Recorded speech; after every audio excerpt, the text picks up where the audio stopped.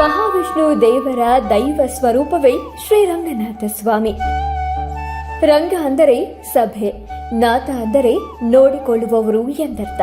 ಈ ಜಗತ್ತನ್ನ ನೋಡಿಕೊಳ್ಳುವ ದೇವರೇ ಈ ರಂಗನಾಥ ಸ್ವಾಮಿ ಎಂಬ ನಂಬಿಕೆ ಭಕ್ತರಲ್ಲಿದೆ. ನಮ್ಮಲ್ಲಿ ಶ್ರೀರಂಗನಾಥ ಸ್ವಾಮಿ ರೂಪದಲ್ಲಿ ವಿಷ್ಣುವಿನ ಆರಾಧನೆ ಮಾಡುವಂತಹ ದೇವಾಲಯಗಳು ಹಲವಾರು ಕಾಣಸಿಗುತ್ತವೆ. ಆ ಪೈಕಿ ಮುಖ್ಯ ಪಾತ್ರದಲ್ಲಿರುವ ದೇವಾಲಯಗಳೇ ಶ್ರೀರಂಗ ಕ್ಷೇತ್ರಗಳು. ಈ ಕ್ಷೇತ್ರಗಳನ್ನ ಆದಿರಂಗ, ಮಧ್ಯರಂಗ ಹಾಗೂ ಅಂತ್ಯರಂಗ ಕ್ಷೇತ್ರಗಳು ಅಂತ ಕರೆಯಲಾಗುತ್ತೆ.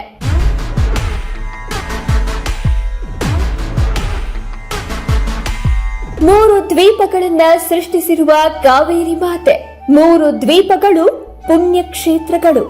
ಆದಿರಂಗ ಹಾಗೂ ಮಧ್ಯರಂಗಗಳು ನಮ್ಮ ಕರ್ನಾಟಕದಲ್ಲಿದ್ದರೆ ಅಂತ್ಯರಂಗ ಕ್ಷೇತ್ರ ಮಾತ್ರ ತಮಿಳುನಾಡಿನಲ್ಲಿದೆ. ಜೀವನದಿ ಎನಿಸಿರುವ ಕಾವೇರಿ ನದಿಯು ತಾನು ಹರಿಯುವ ಮಾರ್ಗ ಮಧ್ಯದಲ್ಲಿ ಮೂರು ದ್ವೀಪಗಳನ್ನ ಸೃಷ್ಟಿಸಿದ್ದಾಳೆ.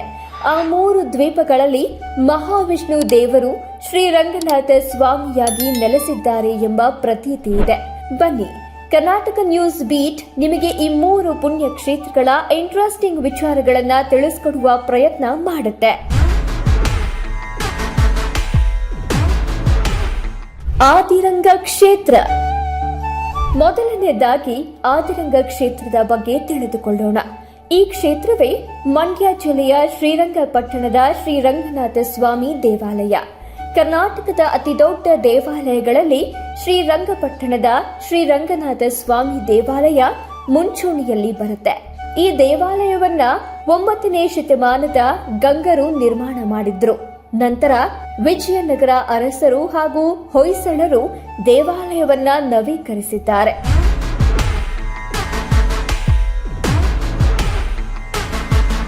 ಶ್ರೀರಂಗನಾಥ ಸ್ವಾಮಿ ದೇವಾಲಯ ಕಾವೇರಿ ನದಿಯಿಂದ ಸುತ್ತುವರೆದಿದೆ. ಹೀಗಾಗಿಯೇ ಇಲ್ಲಿಗೆ ಬರುವ ಬಹುತೇಕ ಭಕ್ತರು ಕಾವೇರಿ ನದಿಯಲ್ಲಿ ಪುಣ್ಯ ಸ್ನಾನ ಮಾಡಿಕೊಂಡು ದೇವರ ದರ್ಶನಕ್ಕೆ ಅಂತ ತೆರಳುತ್ತಾರೆ. ಈ ದೇವಾಲಯದಲ್ಲಿ ಶ್ರೀರಂಗನಾಥ ಸ್ವಾಮಿಯ ಮೂರ್ತಿಯು ತುಂಬಾನೇ ಆಕರ್ಷಕವಾಗಿದೆ. 7 ಹೆಡೆಗಳುಳ್ಳ ಆದಿಶೇಷನ ಮೇಲೆ ಪವಡಿಸುತ್ತಾ ದರ್ಶನ ನೀಡ್ತಾ ಇದ್ದಾರೆ.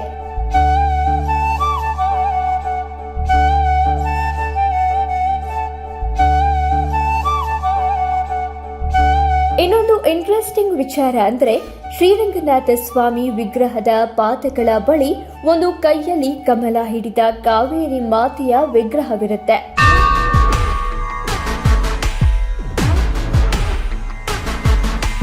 ಮಧ್ಯರಂಗ ಕ್ಷೇತ್ರ.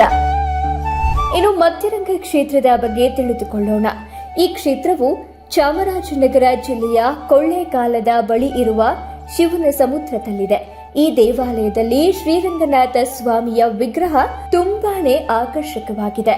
ಹೀಗಾಗಿಯೇ ಭಕ್ತರು ಮೋಹನರಂಗ ಅಂತ ಕರೀತಾರೆ.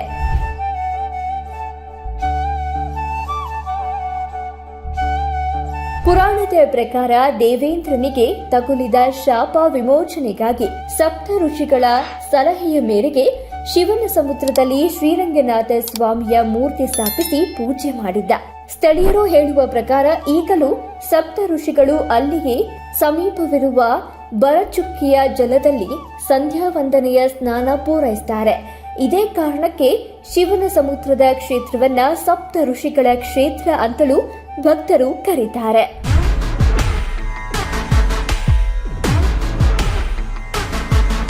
ಅಂತ್ಯರಂಗ. ಕೊನೆಯದಾಗಿ ಅಂತ್ಯರಂಗದ ಬಗ್ಗೆ ತಿಳಿದುಕೊಳ್ಳೋಣ.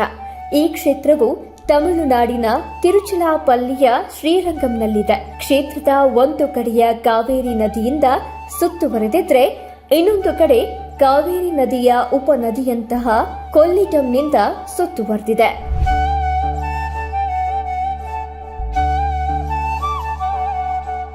ಈ ದೇವಾಲಯವು ಸುಮಾರು 156 ಎಕರೆಗಳಷ್ಟು ವಿಸ್ತೀರ್ಣವಾದ ಪ್ರದೇಶದಲ್ಲಿ ಭವ್ಯವಾಗಿ ಹರಡಿಕೊಂಡಿದೆ.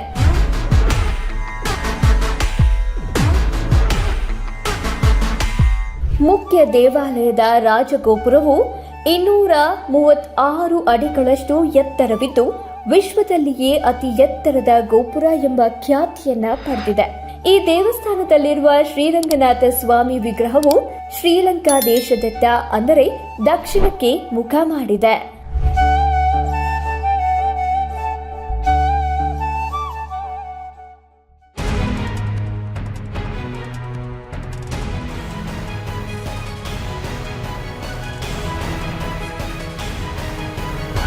ಕರ್ನಾಟಕ ನ್ಯೂಸ್ ಬೀಟ್, ನ್ಯಾಯ ನಮ್ಮೊಂದಿಗೆ, ನಾವು ನಿಮ್ಮೊಂದಿಗೆ.